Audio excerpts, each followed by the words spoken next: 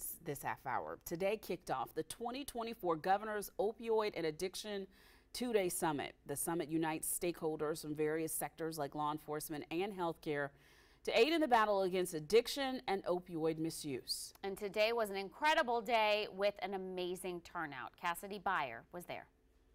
I reached a point where I just realized it was taking over my life and I had to give it up. Dr. Victor R Shambo started his journey recovering from alcoholism and substance abuse roughly 30 years ago. And after embarking on his recovery, he wanted to show others recovery was possible. So he added addiction to the list of issues he treated. The thing is, with people coming into recovery, somebody who's read a book about it really can't relate. But someone who's actually been there, like I have, we can make that connection. But Dr. Arshambo made it a point to come to this year's Governor's Opioid and Addiction Summit because he says, even as an expert himself, there's still so much to learn. You know, the fact that I've been doing 30 years of it doesn't mean I know everything. There's still a lot for me to learn.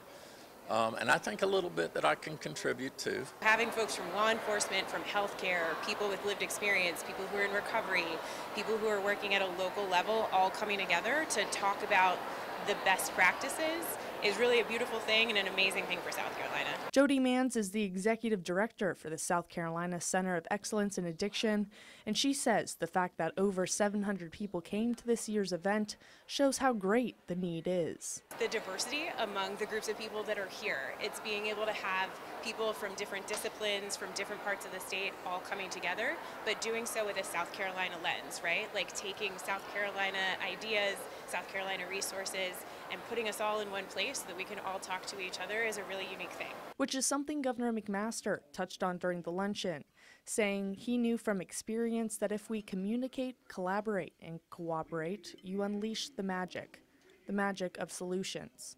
With the resources and information sessions available to those attending the summit, Dr. Arshambo hopes that others have the strength to start over. I never say I got a second chance at life. I say I got a chance at a second life. Reporting from Columbia, Cassidy Beyer, News 19 WLTX. The summit continues tomorrow. However, registration is now closed and walk-ins will not be accepted.